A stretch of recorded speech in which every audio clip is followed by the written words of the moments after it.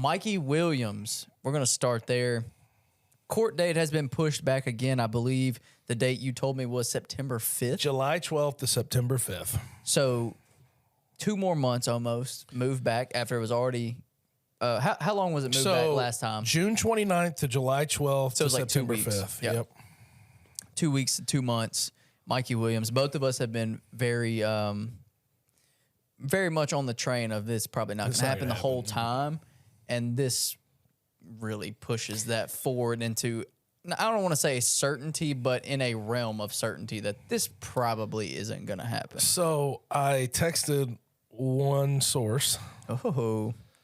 And I want to read this because it cracked me up when I read it. I said, so what should we think about Mikey Williams getting pushed back again? And this source said that he's donezo.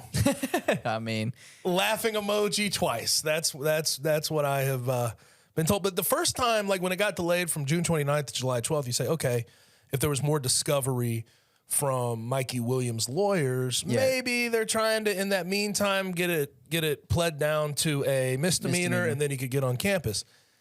That clearly wasn't the case. Right now, it's delayed another month and some change. You're looking at it and you start trying to put the timeline together, piece it together. That's right there at the start of the semester. They're going to go into camp probably a little less than a month after that, right? And then ultimately the first exhibition game's November 2nd against Lemoyne-Owen. So you're sitting there and you're saying, well, if he is going to end up on campus, you'd have to have that preliminary hearing via Zoom, and then he may have to be back and forth. It just doesn't work out. Doesn't make sense. I've always been here, but this confirms my beliefs about him not making it to campus or really not playing college basketball in general. I mean, we'll see what happens going forward for him. I'm sure even when he gets out of it, and if he does get out of it, there will be some opportunities for him to play basketball again, but it's hard to imagine that. And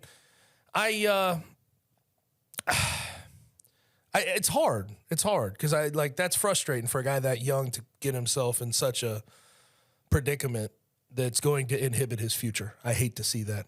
I really hate to see that. Now for Memphis's case, it's, if you've been reading the tea leaves, I think as much as at the beginning when they weren't recruiting at a high level and didn't have Jordan Brown and David Jones as a commit, and talking to Javon Quinterly now, in that interim period we've been talking about where they were quiet and there was just no real smoke, you thought, okay, maybe they're trying to make it work with Mikey Williams. If you've been reading the tea leaves on them recruiting, trying to go get Javon Quinterly, they have Caleb Mills on campus, they have Jalen Young, they have a bunch of guys they could rotate at the 2 and the 3 and everything else.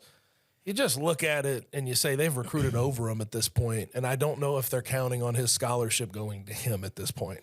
Because we've been trying to count these scholarships and it doesn't make much sense it never mathematically. Adds up. No, and so our speculation the whole time, as I said, has been that it's not going to happen and that it really doesn't come as a detriment to the Memphis basketball program. Mm-hmm. And the reason I say that, and I know some people were extremely excited about Mikey and what he potentially could have brought to the table. And I'm not going to say that there isn't potential. I mean, he's a top 60 player in the country for a reason. Like, there is potential there.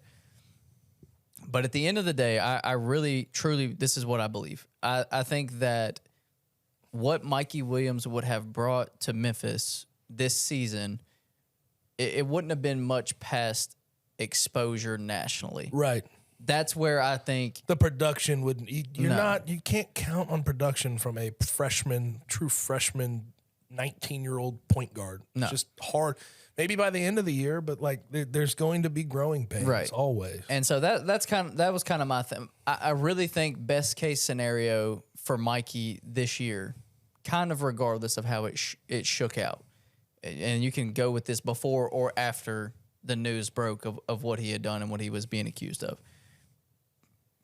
8 to 12 minutes a game, transferring the next year. That's what I saw. Really? That's what I saw the whole time. Yes. Okay. 8 to 12? That is a small number.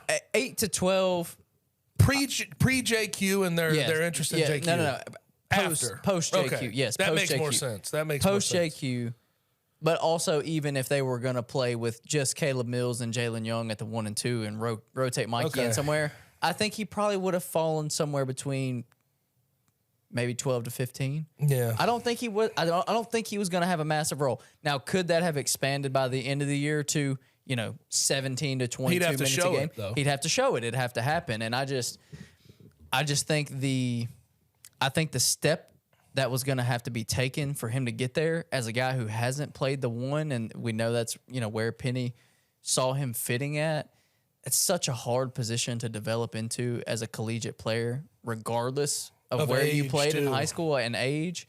But the fact that he really didn't have a predominant point guard role, and I'm not saying Penny would have only used him at point guard. You can use him at multiple spots, but this is all conjecture here. Like, if that's where Penny wanted him to play at the one, that transition period is so difficult, and that's such a hard thing to ask of a 17-year-old that hasn't done that.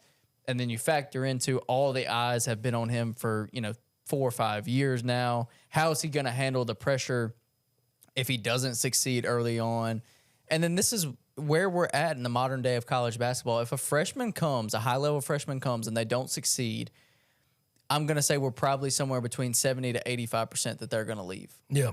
It's just where we're at in college sports. That goes for football, basketball, whatever. So that's what I saw the Mikey Williams experience. He's a scoring guard being. too. Like, it's exactly. He's not necessarily he wouldn't have been a just true point. But at the same time, like, I even look at the rotation. If JQ ended up on campus, Javon Quinterly, you have Javon Quinterly, TFAL Leonard, Caleb Mills, Jonathan Pierre could get minutes there. Like, you just keep Jalen Young, David Jones. And then even without JQ, how many names am I deep of experienced players? Right.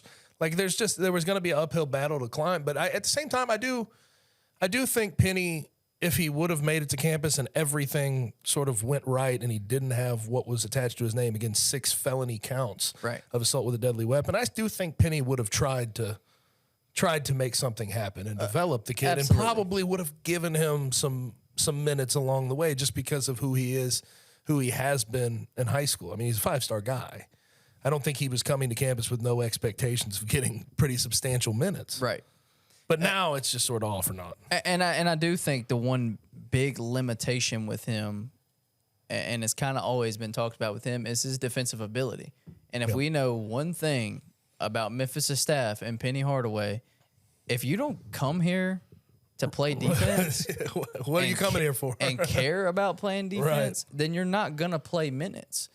And like when I sat down with Jonathan Pierre a couple weeks ago, he was like, I knew how much Penny cared about defense because he told me, but he's like, you really don't understand until you get here and see, like, okay, this is what this school is about. Yep. And if you don't have that mentality and if you don't have that pedigree, then it's going to be hard to find the floor at Memphis. He'd have to grow that mentality quickly. He's used to being a scorer. Like, yeah, for sure. Here's the thing about him is I feel like the ability, the speed, probably the activity, he could have gotten it. But it's about a mindset change that true freshmen may not possess.